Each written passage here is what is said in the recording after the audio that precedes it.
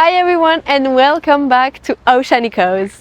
Today we're diving beneath the surface with someone who knows it better than most, Anna. She's a passionate dive master who has spent countless hours underwater exploring reefs, wrecks and marine lives.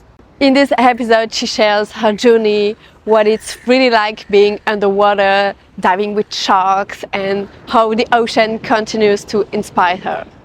Let's jump in. Hi Hannah. Hello, how are you? Good, how are you? Good. Thank you so much for being with us. My pleasure. It's been amazing. So can you introduce you to our listeners? Sure. So my name is Hannah. I'm a dive master. I grew up basically in the water. So for a bit of background, my parents met playing underwater hockey. If you don't know what that is, Google it, it's pretty cool. So I think I was kind of destined to love the water and the ocean even before I was born. We grew up swimming, diving, snorkeling, so I feel very fortunate. The ocean was a big part of my childhood. And then I went to uni, didn't have a lot of time for the ocean. When I graduated, I took some time and I spent 3 years doing seasonal work. So basically spent the last 3 years in and on the ocean, working in the marine tourism industry, which is definitely an interesting place to be, particularly from our conservation perspective. During that time, I completed my open water course, then my advanced, then my rescue, and then finally my dive master. I wanted to complete my dive master from a higher ability perspective, but also because of the skills that it gives you from a diving perspective. Such a great opportunity. And now in Coffs Harbour, I'm working as a clinical dietitian in the community. So diving in the ocean is my life and my hobby, but I do have another job now working in that clinical sphere. So it's a little bit about me and my background. Yeah. Thank you. Do you remember your first dive? Your first ever dive? First ever dive would have been my open water certification. So this was when I first went off to travel. And I wanted to dive in Cyprus with my friend. She already had her open water certification and there was this underwater museum. And we were like, oh, we have to dive there, but I needed to get my open water cert. So we dove in the Tweed River, which is just up north. It was freezing cold, no visibility, nothing to see, but I did it with my mum, who is also a dive master, but she just wanted to do it with me, so we'd do something together. Yeah. And so we did that with terrible conditions, but made the most of it. And then I ended up, I guess my first real dive was then when I was in Cyprus at this underwater museum with like 30-meter visibility, 30-degree water. You can't have two more opposing dive experiences. So I guess first dive would have been my open water, but first real dive was in Cyprus. Yeah. Oh, so that's a family thing, the ocean. Absolutely. So that with the mother and your parents every time in the ocean. Yeah. Yeah. That's so great. So my dad's also a spear fisherman, and so yeah, my mum's a dive master. My dad has some dive quals as well, but they don't scuba dive as much. We didn't really grow up scuba diving, more free diving and snorkeling. Yeah. So free diving will always have my heart, but I love scuba diving as well. Yeah. So you said that you were doing other things next to diving and the ocean. How do you manage to have a balance between both? It's a good question. I think we're very privileged in where we live in Coffs Harbour. We're so close to the sea, it's so accessible. I think the ocean is my passion. Diving is part of it, but the ocean itself is my real love. So for me, if I can be in the ocean once a day or every 2 days, then I feel content. So that is open water swimming. So I have an open water swimming group and we swim here at the jetty. And then the surf group, which you know as well, and those girls have been an amazing community as well. Yeah, really? Yeah, amazing. And then also scuba diving, so being involved in the dive centre. But like I said to you before, trying to balance, obviously the scuba diving is voluntary and it is like a whole day where I'm not really working, but it's still like a day of work. So that's more kind of interspersed between regularly going for ocean swims and surfing, which really fills my cup. Yeah, it takes a long time. Swimming, scuba diving is It's a whole day. thing. Yeah. It's a whole day. It's a whole day, Yeah, which I love, but if you're not being paid for it and you're doing all the pack down, you do have to balance that between like having time off on the weekends and maybe I'll go surf with the girls as well. Yeah. I mean, the ocean brings people together. That love of being in the water really does bring people together. Yeah, really. I feel that. Yeah, definitely. So, what do you feel when you are in the water? Do you have a particular feeling? I was thinking about this question and I feel at peace, but I also feel invigorated. And I know it sounds like two opposing feelings, but I think you can probably relate to this feeling. There's something about being underwater that is like, has this calming effect, but I feel alive. Like it gives me energy, but makes me feel at peace. And it's hard to explain, and I know they sound opposing, but it's just that amazing feeling. Yeah, it's a mix of both, and it's just a unique feeling. It is a unique feeling. If you haven't dived before, you cannot understand what it is. Yeah. I see a lot of those memes on Instagram where it's like their head's above the water and it's all the voices and their head goes under and the voices go away. Yeah. And like it is so that feeling of, oh, okay, like let me just like breathe, like a big be breathe. present. Like it's just being present, and it makes you feel so alive but present and calm, and it's a lot of feelings, but I would say energized and at peace would be my core feelings. And I think it's a bit the same with the sound of the ocean, because when I'm underwater it feels so calm and no sound, but at the same time there are all the sounds of the ocean. So it's a bit of a mix. Absolutely. And I think to your point there, the sound of the ocean, it's something I would point out when I was guiding, is you put your head underwater and people think, oh, you can't hear anything. You need to listen, because you can hear the fish eating and you can hear the fish jumping and the parrotfish eating their coral and things like that. There's actually so many sounds when you're underwater. You just need to hear them.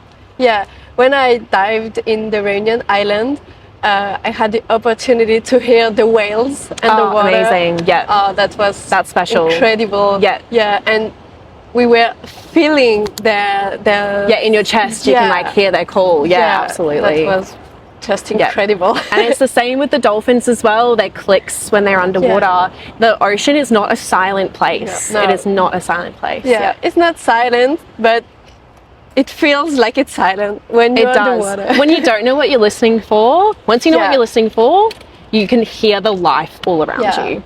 Yeah. That's the magic of the ocean. Yeah, absolutely. Is there a place or a moment underwater that left a lasting impression on you, like something that you would never forget? I was thinking about this question as well, because I feel like I have so many moments that it's difficult to pick one. I think I would just pick one more recently, when I was diving out at Solitary Islands with Jetty Dive, and there was this leopard shark. And I feel like, I know this sounds really egotistical, but I feel like it chose me. Honestly, it like swam past, and you know how they are, they're graceful and they're just so leisurely and just calm and peaceful. Swam, and it turned and it just swam straight towards me, and we just had this eye contact. It swam straight towards me, and it was 30 centimeters away from me as it swam past. And it's just that like feeling of awe that it chose me. You know, I mean, those wildlife interactions where they choose to be near you will always be so incredibly special. And for such an incredible creature like a leopard shark, they're just so beautiful. For them to come so close while I'm just sitting there, you know, diving is amazing. Oh wow, yeah. The wildlife is so incredible. Amazing. And when they allow you to be close to them, it's just incredible. It'll probably link into one of your other questions, but this is something that I feel is very key, and it's something I would bring a lot to my tours as well when I was guiding. You always need to let them choose the interaction. It's so important, because we don't want to stress them out. We don't want to force them into these interactions. But when they choose it, it's so special. You can't have it any other way. And we don't want to go there and make an impact. So let them choose that interaction, because when you have that moment, there's nothing like it. And since they have chose to come close to you, they have a different behavior, and it's so special. Oh, it's so different. Absolutely. Yeah, you hit the nail on the head. Yeah. How has your view of the ocean changed over the years and over the countless hours you've spent underwater? It's a good question because I look at it from a pretty broad perspective because I've spent so many years in the water. So if I look at it from when I was a child to maybe now with, you know, qualifications as opposed to something to play in, I think I used to take it for granted. I mean, as a kid, you don't really know any better. Yeah. You take it for granted that it will always be there, the wildlife will always be there. It'll be this healthy existence on this planet and this cohabitation with this entire ecosystem that will always be there. And you take that for granted as a kid and you have these special moments. I think over my time diving, I've stopped taking it for granted. Yeah. I see the impact that we have on the ocean and it's not always going to be there. Yes, the water might be there, but the life won't be, and I just can't take that for granted anymore. Yeah. So I think that's my biggest perspective on what's changed for me. And have you seen some changes in the water? Like climate change? Like climate change or pollution and everything? So I got a good example of that. So when I was quite a lot younger, I think I was maybe, 13 or something like young, I went to the Whitsundays with my family and we had the most amazing time snorkeling, spending time on the reef and free diving and just appreciating being in the water. We then went back 5 years later, again with my family. I don't remember much of a difference at the time. Again, as a kid, you're taking that for granted. You're just enjoying being in the water. Yeah. But I still remember that lots of life and coral and things like that. I then went back to work in the Whitsundays about 2 years ago.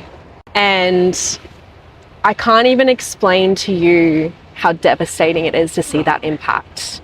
And you don't really notice it when you're 15 years old, but I could see that difference. It was obvious.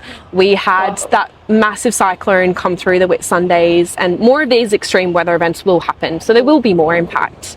But entire coral bommies had been lifted up and turned upside down. You could see it. Wow. You could see the bleaching that had happened, the impact of tourism, the impact of the bareboats. So the bareboats are yachts and things that people can take out and sail around the Whitsundays, which sounds so idyllic.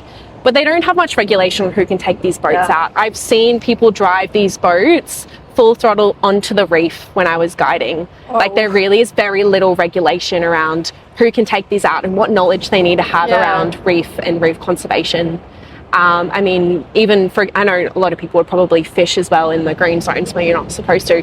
There is massive impact there, and just in those less than 10 years, I could see that. And the bleaching as well is just devastating. That's so sad. Yeah, it's devastating.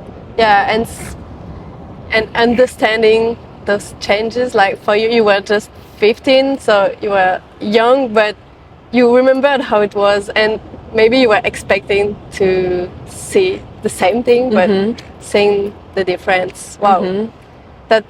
That's heartbreaking. It's heartbreaking. It is. And I did some time working on the Crown of Thorns starfish boats up north, and there was a recent bleaching event that has still not recovered from, and then the water's warming again, and I just could not believe the reef impact. There was, in a 15-day swing, so we're at sea for about 15 days, there was probably one reef that I thought, oh, this is really nice, this is really healthy. Yeah.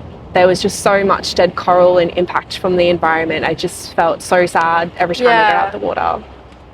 Yeah, on social media we saw so many videos of bleaching corals, and that's so sad. But what does that mean if you're not in the water? I mean, we look at it, we scroll past it, and it's onto the next consumerism thing on our social media. We don't truly understand the impact that this environmental disaster is going to have on us as well. And it's so, when you're in the water and you're looking down and you see these organisms dying, it is devastating. Yeah, and for people that are not close to the ocean, when they saw a video like that, they're like, oh, that's sad, and they scroll, and they don't understand the point. They don't understand that it can have an impact on them. Absolutely. So. And I think a lot of people are overwhelmed because they think, okay, well, how does that impact me and what can I do? Like, it is overwhelming. Like, I totally relate to that. Is there a marine species that you'd love to see, or that you have already seen but that you love? Okay, I can't narrow it down to one. It's physically impossible. Yeah. So I have 2 seahorses that I want to see, which one is pygmy seahorse, like really tiny. No, I'd love to see that. Or a weedy sea dragon, because I think they're beautiful. Those would be kind of more of my like small fauna, but mega fauna wise, it would have to be mola mola, which is sunfish for those that don't know, or orcas. To swim with orcas would just be amazing. Yeah, I would love to. Amazing. Yeah. And a really interesting thing about orcas as well, I think people are quite nervous. Obviously, they're an apex predator. They're incredibly intelligent. Yeah. There have been no deaths of humans by orcas in the wild, only in captivity. Yeah. Which I think is incredibly interesting. And can't say I blame them. That says a lot. Yeah. Yeah, I would love to dive with orcas. To swim with them. Magical. They're incredible. People are so scared about them, but I think it's the same with shark. You just have to know them and it's fear of the unknown, isn't it? Like when you don't know the sea and you don't know these animals. I mean, they are wild animals at the end of the day. Like we do also need to go into it with responsibility in the way we interact with these animals. But the more you know, the more you can understand, the more you can appreciate all of this. Yeah. There are so many people that still doesn't know anything about the ocean or the species and how incredibly important it is. Yeah, absolutely. We have to communicate about that. Yeah, I agree. Do you have a funny or emotional dive that you remember?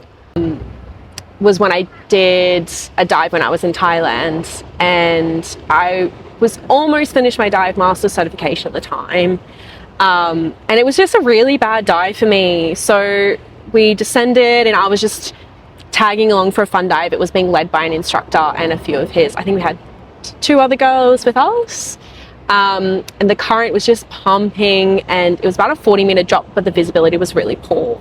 So we dropped to about 18 meters, I don't know, within a few seconds, because we just had nothing to kind of orient ourselves. I looked at my dive watch and I was like, oh my God, we're at 18 meters. We're kicking into this current. I just felt like I couldn't catch my breath.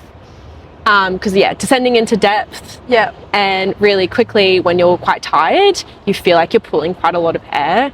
And I just had this feeling that something was wrong and I had to abort the dive. And I mean, you can have all the dive experience in the world and still have bad dives. This is what I was saying to you before as well. A good diver knows when it's a bad dive. And I really had to tell myself that afterwards, because it's hard to abort a dive and feeling like you're not comfortable. But setting that boundary with yourself where, okay, this does not feel right, and no, I'm not going to enjoy this dive. And just making the call to get out. And it was actually quite hard afterwards. I felt like, I was like, okay, get back on the horse really quickly, like get back in, dive, just so I don't get in my head about it. And the first few dives afterwards I did feel quite stressed. Because that feeling was awful and you really want to avoid that feeling again. But I think it taught me a lot. And since then I haven't had a dive like it, but it did teach me a lot at the time about what my boundaries are with diving. And it is really important to know your boundaries while diving, because you're still underwater. And at maybe for 20 meters or even more meters down, so it can be dangerous. And absolutely. It is important to know your boundaries, to know the risks, and to learn from them. And I mean, we can love the ocean as much as we do, but we still need to respect it. I mean, the ocean isn't malicious or discerning with how it impacts people. Like, it's just there and it exists, so we need to go into it with respect. And at the end of the day, we're responsible for our own safety. You might have a guide, but it's your safety that you have to look after when you're diving. So even, like I said in our free dive chat, like make sure you go with a buddy, like always just dive with a buddy. Your safety is important so we can enjoy the ocean. And the ocean is just there living, and we are in the ocean, so he's never going to be responsible for anything. No, exactly. The ocean doesn't pick and choose who or how it affects things. It just exists. That's the nature. Exactly. Have you dived in different places, and if so, which one is your favorite? I've dived in a few different places. I'm sure there's lots of people with, a lot more dive experience than I have, and maybe more diversity as well. Few of my places, Australia, Indonesia, Thailand and Cyprus I think are the only places that I've dived. Have a lot of other places that I would love to dive as well. It's difficult to say. I love the marine life in Australia, and it's also why I love living in Australia so much, because we have such incredible marine life. Yeah. I found diving in somewhere like the Mediterranean just felt like there was no real life there. Thailand felt very impacted by pollution. Yeah. So I'd say Indonesia has to be my favorite in that sense. The visibility is incredible. The water temperature is incredible. Again, their marine life is amazing. They also are impacted quite a bit by pollution as well. You see it everywhere. Yeah. It's difficult to pick one spot. I'd say probably Indonesia. I think the dive conditions when I was diving was just so amazing that it did leave that really wonderful impression on me. Yeah, when the ocean is crystal clear. Oh, there's nothing like it. Change everything. It's nothing like it, honestly. It's amazing. Yeah, but I think every place in the world is incredible for diving. It has something, everywhere has something different to offer. Yeah, so it's difficult to choose just one. It's very hard. And I haven't dived in that many places. I don't know how people who have dived in all over the world, how would you choose one? Yeah, I don't know. They just can't.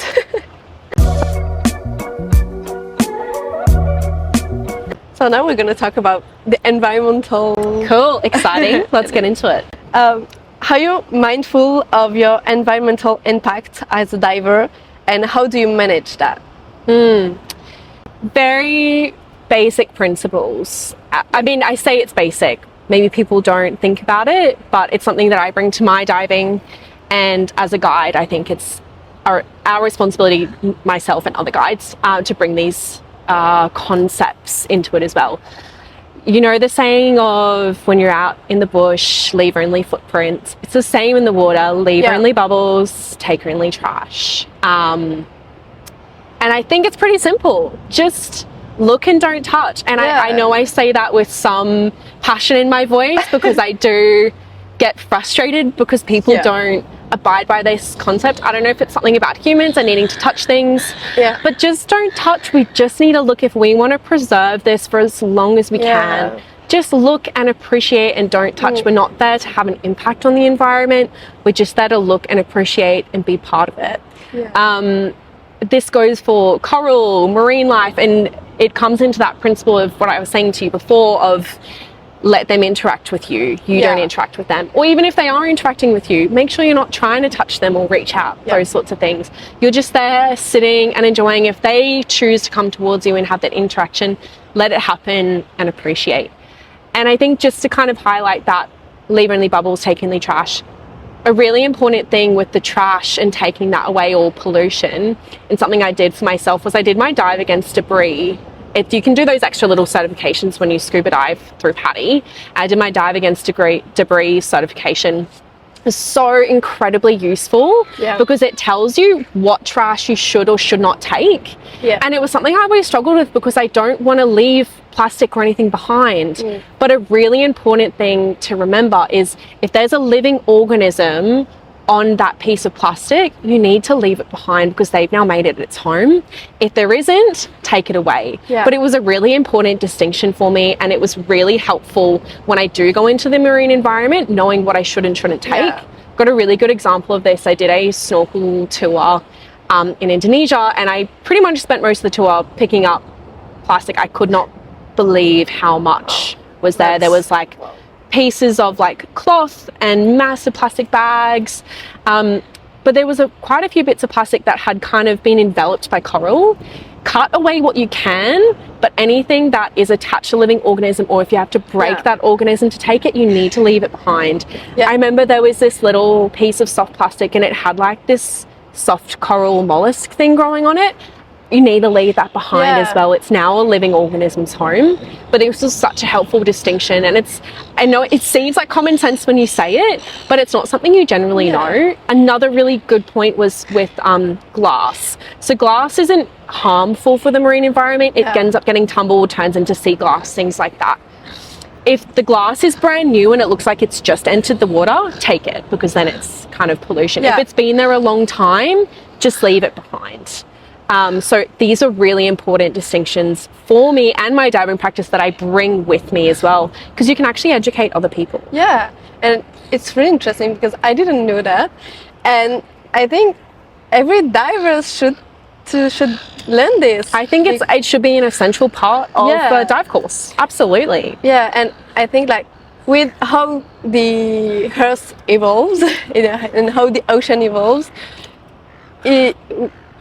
we have to now, when we dive, we have to take trash, and Absolutely, yeah. we need to take them out of the water and It's an all part of diving now Yeah. to take things away that we find. Yeah. and now it should be like normal. You know that you dive, you see something, if you can, you take it. And trash. I'm speaking about trash. Yeah, absolutely. Leave everything else behind. Yeah. But it's still so. A lot of divers still don't know that, and it's still hard to put it in minds. It is, and I think it's really helpful to know these kind of principles as Yeah. well, because if you don't know, I mean, generally people want to do good, and if you don't know what to take, you think it's overwhelming. Yeah. Knowing these things is important. It should be part of really our open water certification to do your dive against Yeah. debris. It's such a big part of diving now. Most times when I go, I see some form of like pollution or trash, plastic, that sort of thing. It's pretty much in essence part of diving practice now. There's too much trash on the ocean for it to not be. Yeah, really. And you were also speaking about just looking at species, and we still saw so many videos on internet of people touching animals, touching corals, touching everything. Very frustrating. Yeah. Yeah. Even, I mean, to bring a little bit of a highlight into this as well, with fishing, catch and release. If you're not wearing gloves and you touch a fish, the oil in our skin breaks their mucus barrier, Yeah. which impacts their scales and makes them sick. So it's something to keep in mind if there's any fishermen out there listening. Yeah. If you're going to be doing these fishing practices, how can you reduce your impact? There's very simple things you can do. One of them is to not touch marine life. They have very delicate like mucus and things like that on their skin, to try to not break that, because if you release them back, they're probably going to get sick anyway. Yeah. Yeah, and there are also some boats when they fish something they were not meant to fish, they put it back to the ocean, but like it's especially with sharks, but they are hurt and they probably not gonna survive. Yeah. But they're like, oh, we put it back in the ocean, so but but It's frustrating. Yeah, it is. So, in your opinion, what's the most urgent thing we should do to protect the ocean? Okay, I'm going to highlight in my opinion. So everyone's got probably their own opinions, or maybe more evidence-based opinions on this as well. So it's really hard to pick one thing. Yeah, There's so many things. I will pick my three top things. Firstly, and I know this sounds, again, maybe really obvious, but let's just bring a little bit of attention to it. Let's reduce our consumption. Yeah, Sustainable definitely. fishing doesn't really exist. Sustainable means something that can occur over and over and over, and it will exist in the same way. Yeah. We look at the fishing practices, we look at David Attenborough's new film Ocean, and we're all like, oh, it's revolutionary, it's the bottom trawling. I'm like, this is not revolutionary. This has been in existence for a really long time. Yeah. And let's think about how can we reduce our consumption. We already have overconsumption of so much. Yeah. It's I mean, you can support sustainable fishing practices, pole and line versus, trawling, that sort of thing. Not having yellowfin tuna because they're endangered. So picking what sort of fish you're having and how they're being fished. Yeah. So you can choose very responsibly what you're actually consuming, but what you can also do is try and reduce your consumption as well. Yeah. So those are two things that you can kind of take away: responsible consumption and reducing your consumption. Yeah. We can get a lot of these same vitamins and minerals, like our omega-3s, our essential fatty acids, from plants and seeds. So our chia seeds and our flax seeds have a lot of these same really essential fatty acids that our fish do. So maybe reducing our consumption and finding alternatives, which are there, they're definitely there. But also looking at, you know, what are you choosing? Where does it come from? Who is funding it? You know, making those kind of more responsible decisions with what you're having. My second thing would be cruise ships. Let's bring a little bit of attention to cruise ships. They become incredibly popular recently. Yeah, really. So for a bit of background, I was working on Moreton Island, and they pretty much have a cruise ship stopping at the island once a week now. It's mind-blowingly often. Like, it is so often.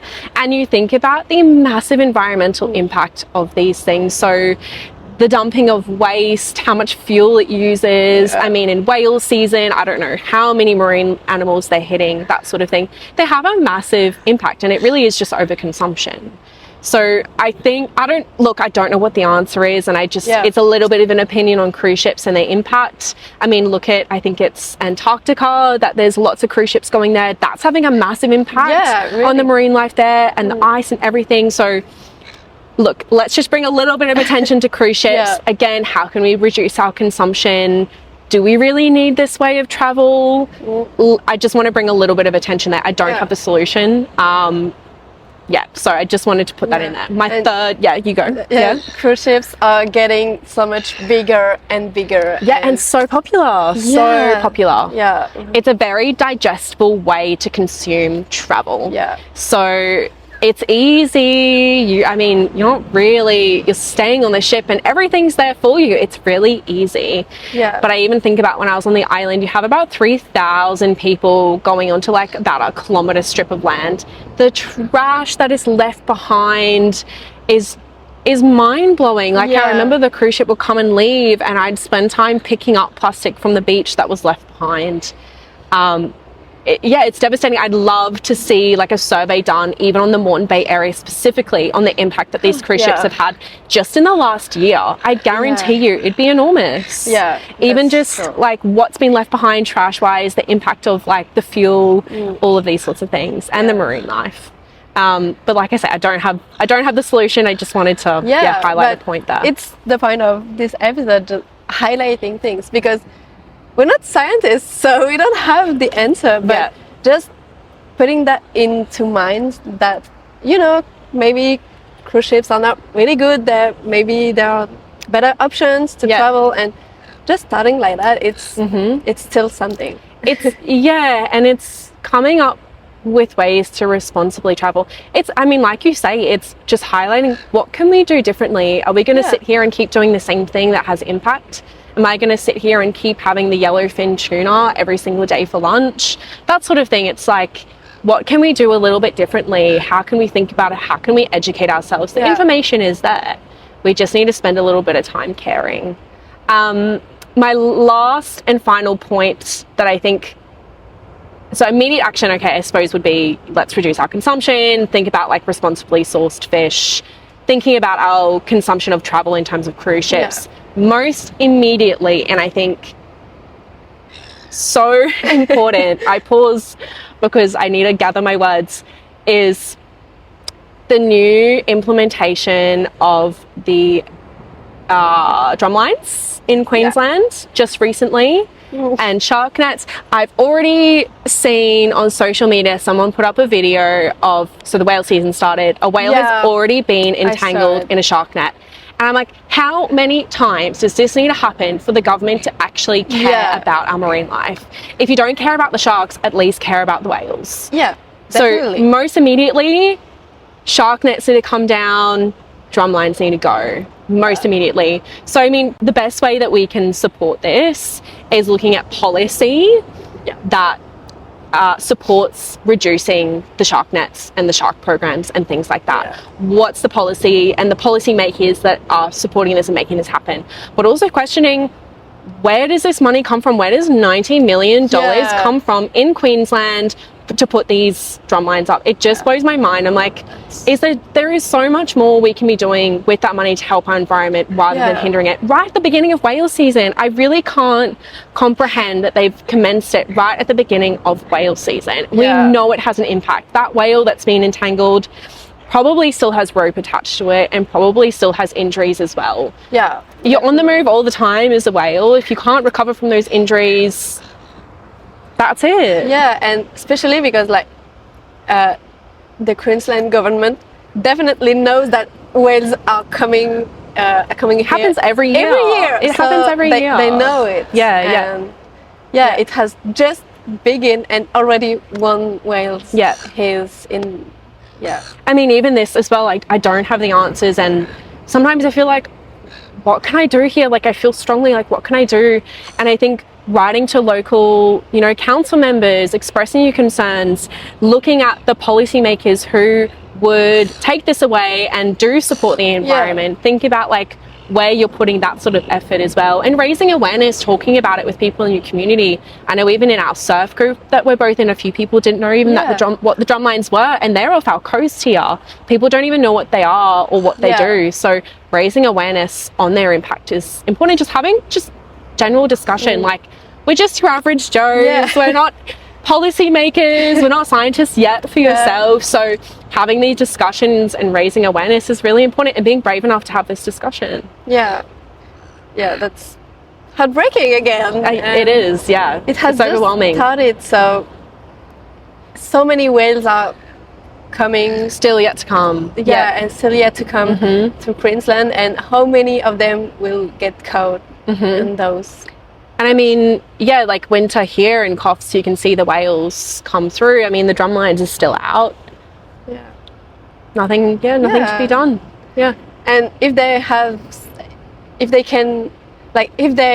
spent those $90 million into conservation, maybe they could have been better. What difference can be made? Like, so much. So much. Yeah. We've a bit talked about it before, but what's one thing you wish people more understand about the ocean? So many things again. It's so hard. So many things. How important it is for our survival. I mean, the ocean produces half of the world's oxygen, and it stores so much carbon. It's essential for our climate regulation, and only 3% of the ocean is protected. That's crazy. It's crazy. It's like, what I want people to know is how incredible it is, how important it is, and how close we are to losing it. Yeah. That's I think what I would want people to know. Because people don't understand that if we lose the ocean, we lose everything. We lose everything. Everything. They're gonna understand it, but too late. Too late. Yeah. Like 3 billion people rely on the ocean for their livelihood, for food, for their economy. Like, the ocean is integral to humanity and the survival of our planet. And we saw it clearly in Australia. Almost everyone here in Australia lives near to the coast. So we're so drawn to the ocean. A lot of our main cities are, close to the ocean. I like to think about our mammalian reflex. So, how our heart rate slows when we hold our breath, and we get like the wrinkly fingers. So that's our mammalian reflex. I like to think of that as a strong indicator of how humans have been made to interact so closely with the ocean. We are stakeholders in the ocean's health, and we still have the genetics to support that. Yeah, and that's even more heartbreaking, knowing that the ocean gives us everything. And I was speaking with the Dr. Kirsten Benkendorf on another episode, and she has found that in some mollusks, that some mollusk could help fight cancer. And the ocean has so many answers for us for how disease and everything, but we are destroying it. So much to offer, This is getting sadder and sadder. So much to say. Is there a cause or initiative that you support or would like to get involved in? Yeah, this is a good question. for those that are interested for like very consumable like content, educate yourself, Earthrise Studio on Instagram is excellent. They produce information in a very easy way to digest and understand, and they have really good awareness on different kind of social, political issues that are impacting our climate crisis. So if I can just put a little bit of a shout out to that, for those that are really interested in maybe educating themselves a little bit more, that's a really easy kind of Instagram way that you can do that. Sea Shepherd does some really great work as well. It's something that I'd probably be interested in getting involved in a little bit more. But if I'm honest, on a very basic local level, I would love to see more initiatives where I am. Just things like beach cleanups or like environmental discussions, things like that. Like, and if we can get more of that kind of like local scale initiatives everywhere, imagine the change that we could have. So I mean, organizations like Sea Shepherd do such great work, but what's our accessibility to that? What can we do on a personal level?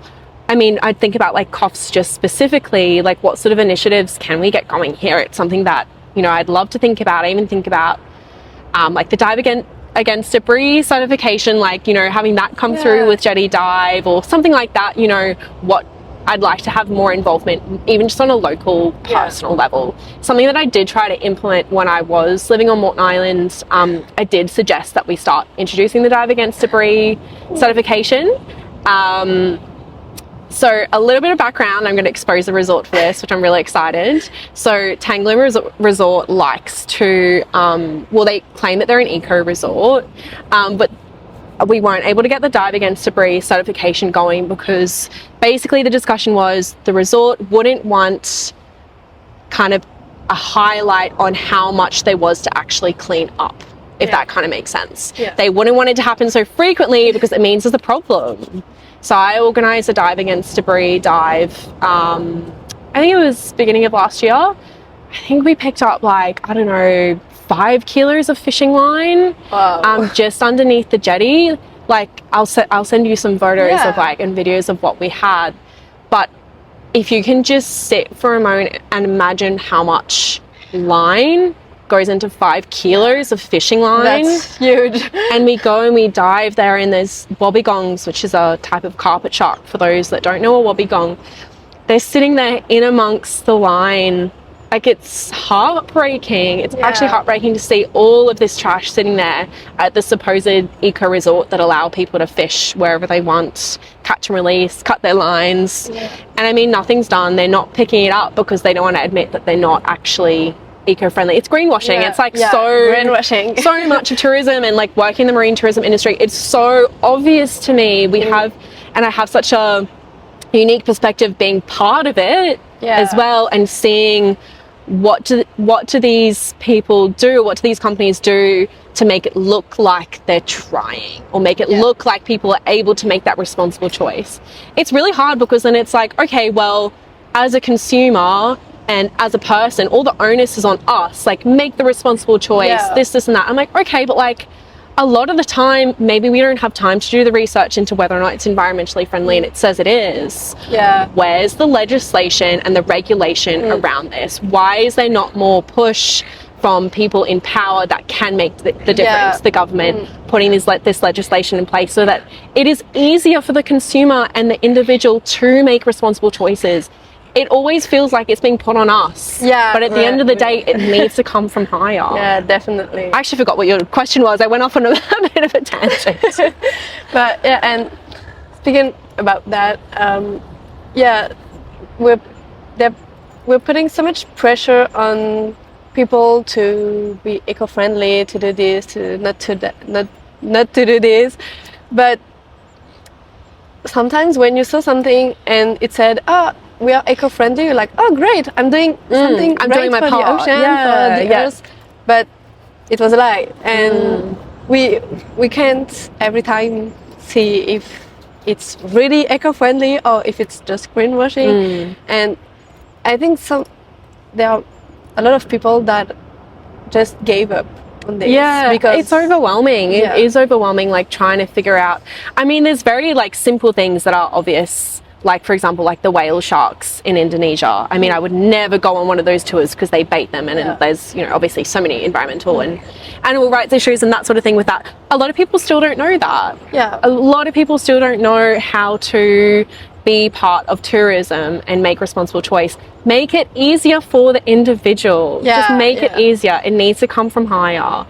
But I guess circling back to your question about like what would I like to get involved in, I'd love to see more local initiatives in Yeah. terms of like climate and that sort of And thing. but speaking about that, I was really not shocked, but I was like, oh, that's weird, because when we arrived in Coves, there are not a lot of bins around here, and so I'm like, so where the trash goes? Directly in the ocean, or and it's just simple things like that, like just putting bins, so people just don't put it in the sand or in the ocean. Yeah, definitely. And just little things like that can change a lot. Yeah, So, or something that I like to think is a really easy thing to implement for everyone. And if you take anything away from this episode, let it be this: use a keep cup. It's so, if you're gonna get a coffee, just use a keep cup. It is Yeah. so easy to directly reduce your waste by using a keep cup Yeah. for your coffee. yeah. So easy. And I mean, there's coffee shops sitting here right along, all the way along this waterline, producing waste. Yeah. If every single person came and brought their keep cup, imagine how much waste that would reduce. I think often we get overwhelmed. We think, oh, like, I'm just one person, like no one else cares. Like, why would I do anything? But if everyone thinks they're one person that no one else cares, how do we create change? Yeah. If you start to care and the next person sees that and they think, oh, but like they're caring, maybe I should too. Yeah. It then starts that ripple effect. And if everyone does one tiny thing, can imagine the change. impact Yeah. you can actually have. It gets overwhelming because we think we need to make all of these changes and do all of these things. Just pick one thing Yeah. and try that, and then pick one other thing and try that. It doesn't have to be this all or nothing. It's too Yeah. hard. It's been made too hard for the individual, for the consumer. Just pick simple things that can reduce your impact and start there. Yeah. There's not, like, we're not saying to do so many things No. to be zero waste and everything. Just one thing can change everything. So, yeah. If everyone does a little thing, it can be great. I mean, there's what, 8 billion people on this planet. Imagine Yeah. if, okay, this is a random example. Imagine if everyone used a keep cup. Yeah. You know what I mean? Like, it's amazing the scale you can create if Yeah. everyone does the tiniest little thing. Because it is overwhelming. Like, the climate crisis is overwhelming and it's scary. Try and make it a little bit easier and choose things that you can do. And I think, like, for the example of the Keep Cup, it's also helpful for the cafe, for example, because they don't have to buy the cup So true. Yeah. So Benefits everyone. yeah. But I think this question is really interesting since we've talked about all those sad things. Yes, okay. How do you say hopeful when faced with all those things, with all those trash in the ocean and those coal bleaching and everything? It's a hard question because I think I go through like kind of phases with it. It's easier not to care because it's not as scary when you don't care, Yeah. but I just can't be that way. Like, I have to care. I see it all the time and it is devastating.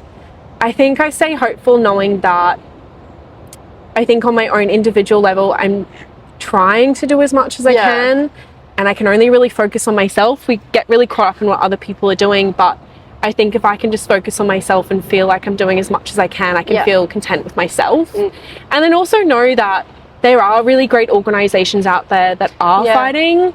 Like, I don't know enough about it, but that boat that just sailed over to like Israel and Palestine with like Greta on it, and like, I mean, she's doing amazing things and bringing awareness, and like there's some pretty incredible people out there trying to make change. Or even, for example, that Earthrise studio that I told you about on Instagram.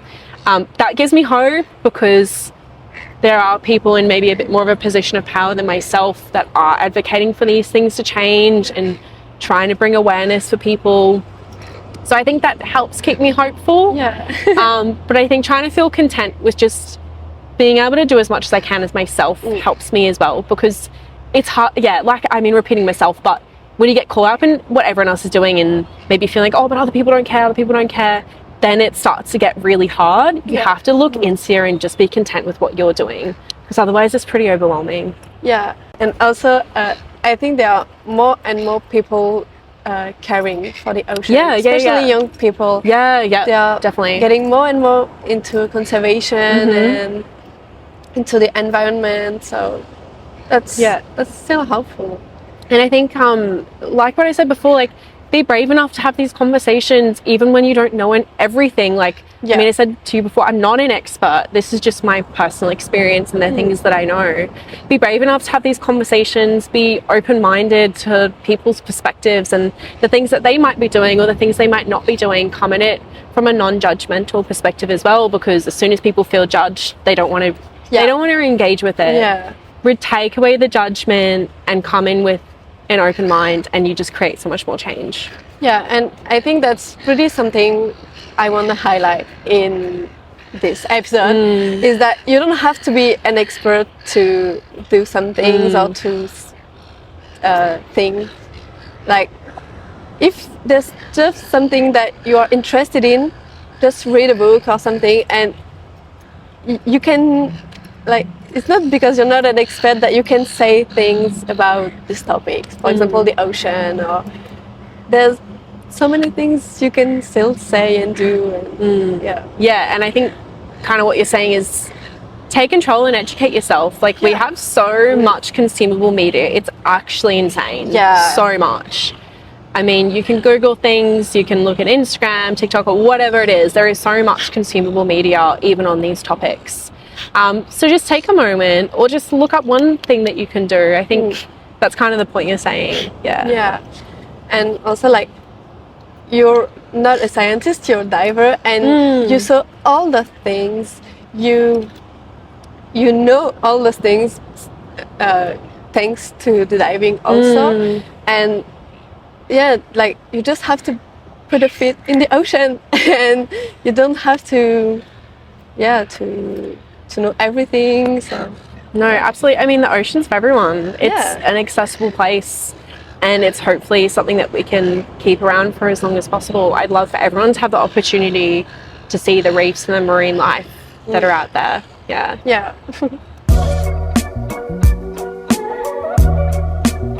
So I received a lot of questions about sharks. So cool. Let's get into it. We will dedicate a part of this episode to just for sharks. Cool. So I got a question from Michael, who said, have you ever dived with sharks? Did it feel dangerous or scary at first? And has your perception of them changed through those experiences? It's a really good question. There's nothing quite as magical as diving with sharks. And you feel very in control when you're diving, because you're very aware, calm, and if you're coming from an approach, like I said to you before, about allowing them to interact, it really should be quite stress-free, because you're not forcing an interaction with them. They're not stressed, they're not being harmed, they're not defensive. You're just observing. And there's something so incredible about having that experience with sharks. I mean, I feel very passionately about sharks. There's so much fear-mongering in the news and the media, and a lot of people do fear them. They are a wild animal, and so let's preface that. I totally get they're a wild animal, and it's the same as the ocean. Like, sharks are not malicious. They're not going out to kill people. I think they're often portrayed as these horrible, evil things. I'm like, it's not a moral value. These are wild animals. They're just existing, and we're existing with them. For me, choosing to be in the ocean is choosing to be a visitor and be part of their environment. Yeah. So that's the risk that I take. And I'm okay with that Yeah. because they're incredible and the ocean gives me so much. I wouldn't want that to be taken away. And I mean, like I said before, you can really approach it in a respectful way. I haven't dived with like bull sharks or tiger sharks. I have friends that have, and again, say it's really incredible, and you again approaching it with the respect for these amazing creatures. If anything, it gives me more respect for them spending that time in the water, because you can see them being comfortable and calm, and you see that they're not just this evil thing that they're made out to be. They're just these beautiful, graceful creatures existing in their natural habitat. Yeah. So I guess in terms of my perspective, I don't know if I was ever really worried about sharks, because again, I grew up in the water, and I think I've always known quite a bit about them. It's honestly never really been a worry for me. If anything, diving with them, I think I fell in love with them just a bit more because I can see how incredible they actually are. Yeah. And also, it's okay to be scared of sharks. Yeah. Like, I get it. They can be scary, but when you choose to go in the ocean, you choose to go with them. Absolutely. So that's their home. That's the toss up. And I mean, it's like I said to you before, they're not malicious or evil, but they are a wild creature. It's okay to be nervous of them, just as it is we need to respect the ocean. It's okay to be nervous in the ocean. Having that mutual respect also means these interactions are so much better, and you go in eyes wide open. This is, the payoff for my interactions, or this is the payoff for me choosing to be in the ocean. When I ocean swim, I choose that risk, right? But I also know that the risk is really low. Shark attacks are not as common as the media would like us to think. You're more likely to die from many other things than ever be bitten by a shark. Yeah, in terms of those shark attacks and maybe people being killed or bitten, that sort of thing. We also have to think, why is that happening? So pressure on their food system, curiosity, but also our increased interactions with the ocean as wetsuit technology gets better and better and our populations along the coast get bigger and bigger.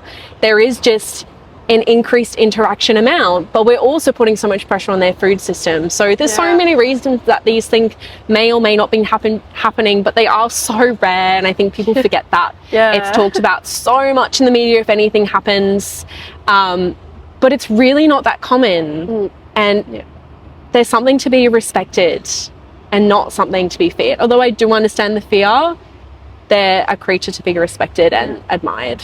And there are still so many films about sharks being monsters that want to kill humans. But they're not like that.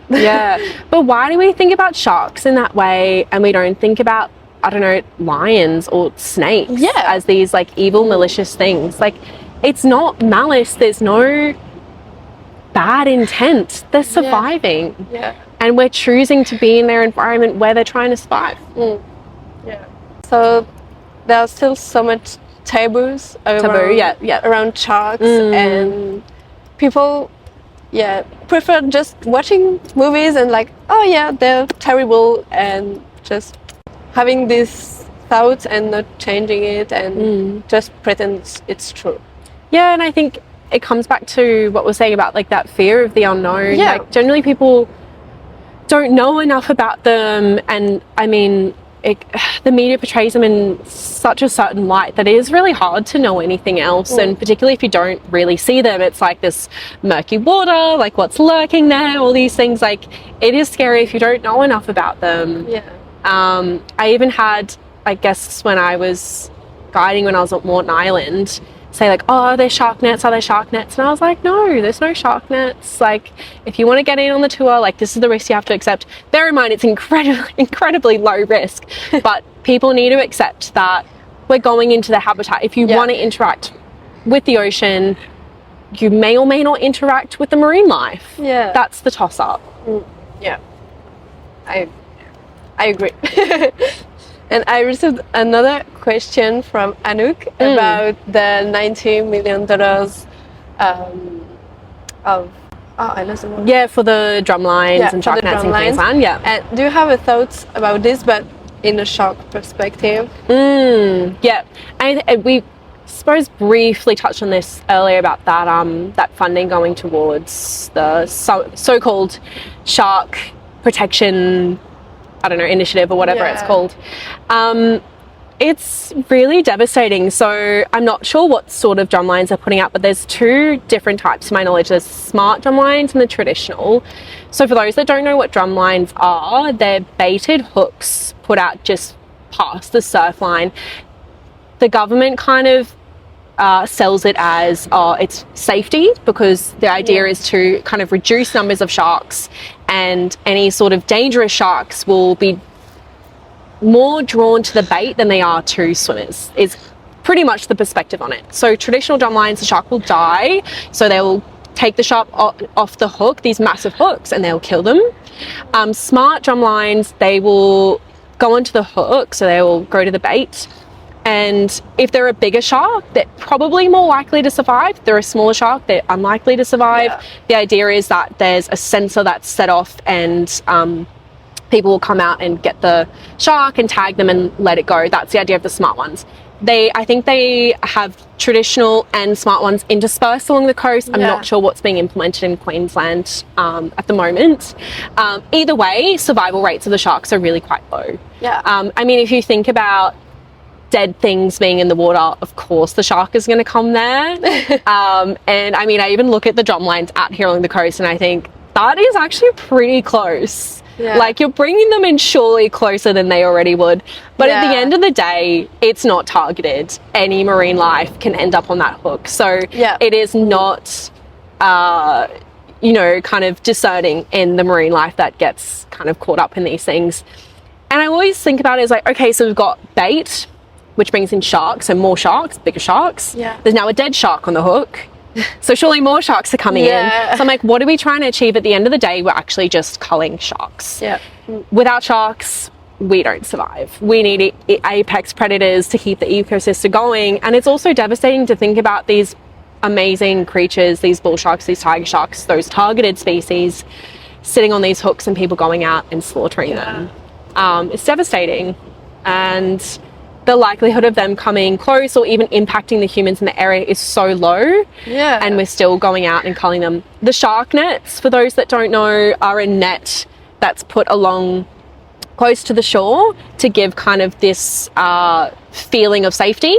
They don't go all the way to the surface. I think normally they sit on the bottom and they go up. So there is actually a gap for sharks to still get through. So pointless, basically. And go around. So it's like, okay, I'm not really understanding that. But also there is so many marine species that get caught up in these lines. We just talked about the whale that's got caught in one recently, the turtles, the rays, the dolphins, so many species other than the sharks. Even if you don't care about the sharks, surely you care about the turtles or the dolphins. They die on these lines. There's another Instagram page for those that wanted to see anything on drum lines. Holly Richmond has very good footage of drum lines and shark nets and marine life being caught in them. So if you want to have a look at what that looks like, go to her Instagram page. But the point is, it's not just exactly what they're wanting to cull, and there's so much impact on other marine lives and other sharks as well, you know, getting caught up in all of this. But I think bringing it back to like the question and the thoughts around like the $90 million, it's really just to make people feel safe. But it's a false sense of safety. So it was a reaction to a shark attack that happened off Bribie Island, where a young girl died from a shark attack, and it's a reaction to that. My question is, and I said this before, what else is going on for the shark attack to happen? And I mean, how likely is it to happen again? Is killing sharks really the answer? I think not. I really think not. And when there are shark attacks, they are always going back to the sea to find the shark and kill it. No, this is I totally don't understand. It's like, I remember there was a shark attack in the Sundays, and they were like, okay, we need to get the shark that's attacked this person. How are you going to find the exact same shark again? Why are we taking revenge on an animal that is, again, not evil? It's not out of malice. We're taking revenge on an animal that doesn't have those feelings of revenge or, you know, good, bad, immoral, that sort of thing. and we're not going to find the exact same shark Yeah. again. So what are we trying to achieve? Are we trying to Yeah. make people feel better? Are we trying to make people feel safer? If that's the case, there are so many other ways that we can do that. Yeah. Like educating people on how can we interact with marine life in a good way. When should we be going in and out of the water? Where are the riskier areas? What you could be wearing? Things like that. There's so much more that can be done. What's happening in the area? Is there lots of chumming from fishermen? Is there a massive impact somewhere else on like a food source? Has there been overfishing in the area? What is happening for these things to occur? Yeah. And those are the questions we should be answering. Killing the sharks is a short-term solution for a long-term problem. Yeah. The food source is only going to get less and less. Our interaction with the ocean is only going to get more and more. Think about wetsuit technology these days and how much of our population is along the coastline. We're only going to interact with them more and more. Yeah. Why do we have such short-term solutions to a long-term problem? Yeah, definitely. I completely agree. Yeah. That's so sad. And It's frustrating. yeah, so frustrating. And it, again, I mean, a lot of what I said puts quite a bit of onus on us. But a lot of this has to come from higher up. We're not in a position where we can change this. Any other questions? No, that's all my That's all? questions. Yeah, we talk about everything and thank you so much. No problem. It was my pleasure. It was amazing. I loved it. Thank you. And yeah, and finishing on sharks, that's the best way of finishing an episode. Yeah, absolutely. I mean, I honestly think every time I interact with them, I fall more and more in love with this incredible creature. I just have so much respect for them. And if you have the opportunity to dive with these creatures or interact with them in a responsible way, take that opportunity because it educates yourself and you can see them in this environment where you feel in control and they're calm and you can actually appreciate everything they have to offer. Yeah. So many people love diving with sharks, and it's not for nothing. It's because absolutely, they're beautiful and because they're amazing. they're amazing. And speaking also about that, there are a lot of people who, there are some people who had been attacked by sharks that don't hate sharks after that. Yeah. They understand why this happened. Very true. And so if they can understand it, why other people cannot? Like the people who hadn't been in contact with sharks, why they can't? Yeah, and I think there's fear of the unknown, but at the end of the day, if you're going in the ocean, you're taking that risk. Yeah. That's a Thank risk you I'm for willing to live listening with to every this single day. episode, If that's a and I risk really you're not hope willing that to this live with, conversation maybe have a with think Anna about that. gave you a new perspective of the life below the surface. Thank you so much. Don't forget to problem, follow my pleasure. Oceanicos on all your platforms and stay tuned for more salty conversation from the sea. See you next time!